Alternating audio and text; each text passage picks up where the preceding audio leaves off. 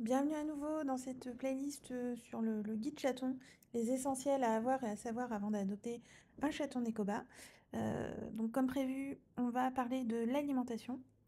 Je vais vous expliquer en gros ce que je donne à manger à mes chats et chatons, comment je fonctionne. Voilà, il y a des petites choses à savoir. Donc allons-y. Tout d'abord, l'alimentation mixte, qu'est-ce que c'est? Donc moi, je suis en alimentation mixte depuis très très longtemps maintenant. Donc l'alimentation mixte consiste à donner une partie de l'alimentation de votre chat sous forme sèche. Donc plus communément, on appelle ça des croquettes. Et une autre partie de l'alimentation de votre chat va se composer d'humide. Donc, qu'est-ce que c'est que l'humide? Ce sont les pâtés, la viande éventuellement, la viande crue ou légèrement cuite, et les soupes pour chat. Donc, on va revenir sur chacun des items par la suite. Alors, pourquoi est-ce que je donne une alimentation mixte à mes chats? C'est pas pour m'embêter, c'est pas pour embêter mes adoptants, c'est que je pense, je suis absolument convaincue que ça joue un rôle au niveau de la santé des chats, et notamment au niveau des reins. Faut bien se dire que normalement, le chat, il va manger des proies qui sont constituées de, on va dire, 80 d'eau, hein, dans la nature, à l'état naturel. Alors même si les chats de race n'ont plus grand-chose à voir avec les chats qui vivent dans la nature, à l'état naturel, il n'empêche que leur corps là-dessus n'a pas vraiment évolué. Ils ont toujours en fait les mêmes besoins fondamentaux au niveau de la nutrition. Et donc, quand on leur donne des croquettes, on leur donne un aliment qui ne ressemble en rien à leur alimentation naturelle, puisque au lieu de 80% d'eau à peu près dans la proie, de matière humide, on va donner quelque chose qui est sec et qui va contenir maximum, gros gros maximum, 10% d'eau. Alors on se dit: «Bah, c'est pas grave, le chat va compenser», eh bien non, le chat ne va pas compenser. Il ne le chat n'est pas un animal qui ressent, énormément la soif et quand il mange des croquettes, en fait, il ne se rend pas compte qu'il néglige ses besoins hydriques. Donc j'ai écrit un long article à ce sujet, je vous le mettrai éventuellement, en description pour que vous lisiez plus attentivement. Mais ce qu'il faut retenir, c'est que voilà, l'alimentation sèche, donc les croquettes, ça contient 10% d'eau, là où le chat, naturellement, a besoin de 80% d'eau. Et à un moment donné, quand vous avez un déficit de 70% d'humidité, parce que votre chat va pas compenser correctement, bon, j'exagère, hein, il n'y aura pas 70%, mais on va dire, allez, 50% sur lesquels il va pas réussir à compenser, et ben à un moment, ça coince, et en général, ça coince au niveau des reins. Voilà la raison du pourquoi, du comment, l'alimentation mixte chez nous. Alors, ça peut paraître obscur, on se dit, bah, du coup, ça consiste à quoi, quelle quantité, etc. On va y revenir dans les slides suivants. On va d'abord parler de ce que je donne concrètement en croquettes. Donc, au niveau des croquettes, en général, les chatons auront eu un mix au sevrage de croquettes spécifiques pour les chatons, donc qui se compose de Science Plan Hills, donc la gamme Kitten. Et puis en même temps, en général, je fais un mix avec la Josera Kitten, qui est une marque allemande que j'aime bien, qui est assez connue et réputée en Allemagne. Et j'aime bien particulièrement la composition parce qu'il n'y a pas de maïs en fait dans la croquette. Alors après, voilà, chacun a ses convictions. Moi, j'ai les miennes et j'avais envie de tester, d'avoir quand même des croquettes sans maïs, réduire un peu la part du maïs. J'ai mes raisons pour ça, donc j'ai testé la Josera, ça fait un peu plus d'un an que je la teste et globalement j'en suis contente. Le petit hic, c'est que, elle a quand même un pourcentage de riz assez important et sur certains chats, ça ne convient pas, ça les constipe. Donc j'ai décidé de faire un mix et puis, voilà, d'équilibrer la ration entre la Hill's Kitten que je donne depuis vraiment, de très, très longues années, et la Josera, que je donne donc depuis un peu plus d'un an et dont je suis contente jusque-là. Mais voilà, je déconseille de la donner à 100%. Je recommande davantage de faire un mix parce que sur certains chats, ça peut les constiper. Bon, en général, moi, je le sais ici suffisamment tôt. S'il y a un problème de constipation avec la Josera, je vous le dis et je vous dis de continuer sur la Hills, hein, voilà.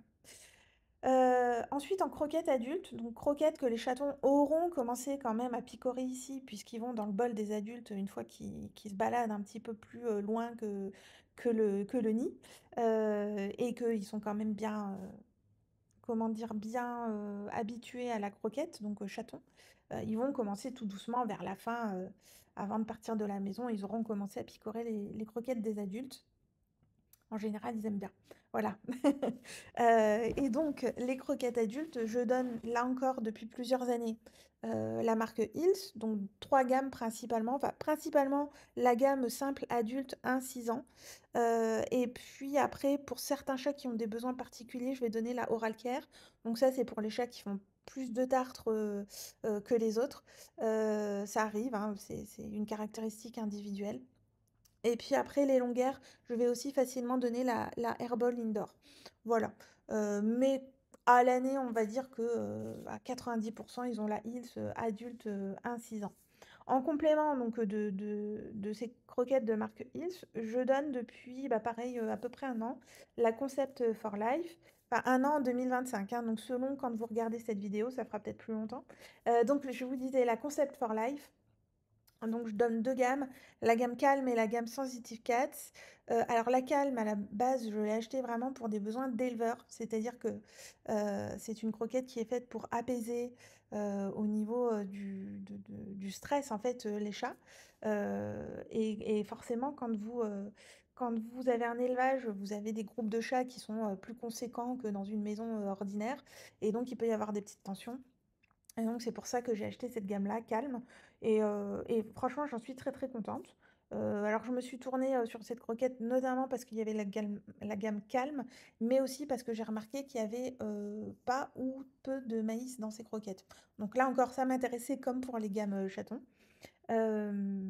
Et donc la calme, et j'ai aussi pris la sensitive parce que, des fois j'ai certains individus qui sont un petit peu plus sensibles que d'autres au niveau du transit, et je trouve qu'elle fonctionne bien, les 2 Concept for Life, les Hills aussi, mais les Concept for Life, c'est particulièrement remarquable. Depuis que je les donne, j'ai vraiment des crottes de compétition. Si vous me lisez ou que vous avez déjà discuté avec moi, vous savez que pour moi la qualité des crottes est très importante. Donc je fais très attention à ça, et que ce soit Hills ou Concept for Life, ça fait, de jolies crottes de compétition, donc je suis très heureuse. Voilà pour les croquettes. Maintenant on va passer, au pâté et à l'humide. Donc là, il y a un seul mot d'ordre pour moi, c'est, de varier. Varier autant que faire se peut la pâtée. Alors varier déjà bah, si, vous avez un fournisseur de pâté qui a une rupture de stock, bah, ça vous permet de switcher facilement d'un aliment, à l'autre. Heu, mais par ailleurs, c'est bien que les chats ne tombent pas dans la psychorigidité, vis-à-vis des pâtés, heu, et qu'on puisse leur offrir une variété de choses. Aussi, la variété permet d'équilibrer les qualités, parce que forcément, sur le papier, entre, une pâtée, de marque Ziggy, qui est un petit peu la référence, au niveau de la qualité, quand vous faites les ratios, quand vous calculez, les taux et les ratios, bon, bah, Ziggy, sur le papier, c'est vraiment, en haut de ce qui est disponible aujourd'hui sur le marché français. Et puis une Cheba qui sera moins bien en qualité, peut-être moins bien sur le papier, mais que dans la majorité des cas, ils vont dévorer. Voyez, ce que je veux dire par là, c'est que la Ziggy, par exemple, c'est une très bonne pâtée sur le papier, mais le problème de ce genre de pâté, je parle de Ziggy là, mais c'est le cas pour à peu près toutes les pâtés de très bonne qualité. C'est-à-dire que les pâtés de très bonne qualité sur le papier, en général, vous avez un problème de lassitude, au bout d'un moment. Le chat se lasse, il délaisse sa gamelle, il ne veut plus en entendre parler. Alors pourquoi est-ce que ça fait ça sur les pâtés de très bonne qualité? Je ne sais pas, je suis pas sûre. Peut-être qu'il y a souvent dans ces pâtés-là, il y a pas de sucre du tout. Alors que souvent dans les, pâtés un peu plus grand public, que vous trouvez au supermarché, il y a un petit peu de sucre quand même. Donc est-ce que c'est le sucre qui, donne du goût, ou qui rend addict? Je ne sais pas. Mais en tout cas, dans les faits ici, ça se vérifie. Si je donne du Whiskas ou du Sheba, la gamelle va être finie à 100 dans 100 des cas. Si je donne consécutivement du Ziggy ou par exemple du Carni ou je sais pas là, ou même les pâtés enfilés là, comme Applause, Gimcat, au bout d'un moment, ils vont se lasser et ils vont délaisser l'assiette. Donc, étant donné que le but de la pâtée, c'est de manger son eau et qu'ils doivent en manger minimum 100 grammes par jour, j'ai envie de vous dire que euh, varier, voilà, à minima varier. Et à maxima, si votre chat n'aime pas la variété et que vraiment les pâtés super bien notés, il ne veut pas en entendre parler, c'est pas grave.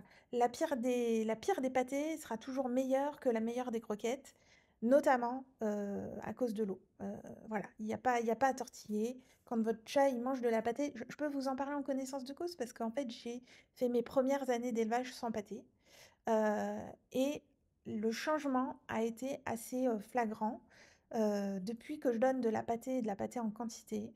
Déjà mes chattes, notamment quand elles sont en lactation, donc en allait qu'elles allaitent leurs petits, elles décollent beaucoup moins et après à l'année, mes chats, se maintiennent mieux en poids, ont un plus joli poil et globalement mes chats sont j'ai l'impression, hein, enfin je pense que c'est confirmé par beaucoup de propriétaires, de chats et aussi d'éleveurs. Quand le chat il mange de la pâtée, il est aussi plus heureux. Voilà. Parce que la croquette, le truc, inerte, sec, parfois, pas, alors ça dépend des marques, hein, mais sur certains, produits, si enfin, vous avez quand même, comparé à la pâtée, un niveau d'appétence qui est moindre, vraiment moindre. Donc hem, donc voilà, faut trouver la marque qui va bien. Si votre chat n'aime pas la variété, si votre chat accepte la variété, tant mieux, continuez avec la variété et vous allez donner minimum 100 grammes, par jour de pâté en 2 ou 3 fois, donc soit, matin, et soir, soit matin, midi, soir, soit midi, soir, enfin, vous vous arrangez comme vous voulez, mais il faut que votre chat, il mange ces 100 grammes de pâté, heu, pour ses reins, pour sa santé, pour sa beauté, pour sa bonne humeur. Si votre chat adore la pâtée, vous pouvez dépasser les 100 grammes de pâté. Vous pouvez aller jusqu'à 200 grammes de pâté sans souci pour un chat adulte de 3 de 3 à 4 kilos. Il n'y a pas de souci. Sur les croquettes que vous laissez à disposition et à volonté, si votre chat mange plus de pâté, il ne va pas grossir, il ne va pas dépasser s'il est bien dans sa tête, hein. On parle idéalement d'un chat qui est bien dans sa tête, dans ses patounes, il n'a pas de stress, voilà, il va bien, il est en pleine forme, il n'a pas de problème de santé, tout va bien dans sa vie. Un chat qui est comme ça, qui est en bonne forme, ne va jamais devenir boulimique, ne va jamais manger plus que ce dont il a besoin. Le chat est un animal qui se régule naturellement excessivement bien. Donc il n'y a pas de crainte de surpoids à avoir si votre chat mange plus de pâté. Dès lors que, évidemment, je répète, derrière, il n'y a pas de pathologie et qu'il va bien dans sa tête, qu'il n'est pas stressé, etc. Si votre chat est très récalcitrant, ce que vous pouvez essayer, c'est la soupe. Donc là, on la voit ici. Moi, j'aime bien la mi-amore et j'en ai testé pas mal. La mi-amore, c'est quand même celle que les chats préfèrent ici. Je ne connais pas de chat qui résiste à la soupe. Voilà, c'est vraiment un liquide. En fait, c'est un espèce de petit bouillon avec quelques petits morceaux très très fins, soit de filet de poulet, soit de filet de thon. C'est très, a priori, c'est très goûtu. Et ils boivent ça vraiment comme du petit lait. Donc, si vous avez un récalcitrant, ça peut être une solution pour les faire boire davantage. Le problème avec la soupe, c'est que ce n'est pas un aliment complet. Donc, il faut veiller quand même à ce qu'ils mangent bien ces croquettes à côté. Là où les pâtés, en tout cas la ziggy, le sheba, le whiskas, ce sont des aliments complets. Les pâtés en filets comme ça, soit filet de thon, soit filet de poulet, attention, c'est comme la soupe, ce sont des aliments complémentaires, ce ne sont pas des aliments complets. Voilà pour la pâtée. Enfin, on va parler de l'eau, puisqu'on en a déjà, on a déjà évoqué l'eau, sur le slide précédent avec la pâtée. Donc l'eau, ça fait partie de l'alimentation du chat. On a tendance des fois à minimiser, l'importance de l'eau dans le régime alimentaire, des animaux, y compris les humains. Mais en fait, c'est super important et donc c'est essentiel de s'assurer que votre chat a toujours de l'eau fraîche, propre et à disposition. dans une ou 2 gamelles. Alors idéalement, c'est minimum 2 gamelles d'eau, dans la maison enfin, sur des spots différents. Et particulièrement le placement de la gamelle d'eau est important. Idéalement, il faut mettre loin des croquettes et surtout loin de la litière. Voilà, on met jamais un bol d'eau près de la litière. Si votre chat est normalement constitué, il n'ira pas. Donc voilà. Alors faut-il une fontaine à eau? Faut-il une gamelle simple? Alors nous, on a eu une mauvaise expérience avec les fontaines. Un été, en moins de 48 heures, j'ai un filtre qui s'est mis à moisir littéralement. Je vais pas rentrer dans les détails, mais vraiment ça m'a convaincue définitivement d'enlever ces objets de ma maison. Voilà. Si vous voulez utiliser une fontaine à eau quand même, parce qu'effectivement, il y a des vertus, hein. Par exemple, l'eau en mouvement, ça attire certains chats. Ils sont vraiment, il y a vraiment certains chats qui sont attirés par l'eau en mouvement, d'autres non. Bon, alors il y a des études qui montrent qu'en fait, il y a quand même plutôt une tendance des chats à préférer l'eau dans une gamelle toute simple, mais on va pas rentrer dans ces considérations-là. Vous souhaitez une fontaine, je vais vous donner donc 2 conseils. Euh, donc la première chose, c'est de changer l'eau tous les jours et de vérifier l'état du filtre tous les jours, absolument tous les jours, même si c'est pénible à démonter. Vérifiez bien l'état de votre filtre parce que je vous dis que l'été en 48 heures, ça peut tourner au carnage, pardon. Euh, et ensuite, n'utilisez pas les modes intelligents qui stoppent la mise en mouvement de l'eau. Laissez le mouvement de l'eau aller continuellement parce que en stoppant la mise en mouvement de l'eau, vous risquez de la laisser croupir en fait. Et avec ces histoires de filtres qui retiennent les poussières, ça peut être très nocif. Voilà. Ah, et dernier petit point sur l'eau et notamment sur les contenants. Donc là, je vous ai mis un petit bol en céramique et un petit bol en inox. Pas besoin d'aller chercher des extravagances dans le bol à eau. Un vieux bol en céramique, ça fera tout à fait l'affaire. Ou une petite gamelle en verre joliment travaillée. Enfin, vous voyez. N'allez pas mettre votre eau ni dans des contenants en plastique, ni dans des contenants en fibre de bambou, fibre de coco, fibre de ceci, cela. Là, le but, c'est qu'ils aient leur eau fraîche dans des contenants dont on est sûr de la matière. Voilà, il faut vraiment, au niveau des matières, éviter tout ce qui est plastique et fibres voilà, fibres qui sont pas éprouvées, on va dire. Parce que vous avez des chats qui peuvent vous faire des allergies de contact, donc au contact du bol, et vous faire des acnés sévères, etc. Et ça, évidemment, on n'a pas envie de le subir et de l'imposer à son chat. Donc, inox, verre, céramique, pas plus, pas moins. Voilà, nous avons fait le tour sur l'alimentation. Si vous avez des questions, laissez-moi un commentaire ou passez-moi un message sur le site de la chatterie. C'est www.chatterie-nekoba.com. Et puis si vous avez aimé cette vidéo, qu'elle a été utile, vous pouvez aussi liker, commenter et vous abonner. On vous enverra des ronrons par la pensée. Je vous souhaite à tous une très bonne journée et à bientôt.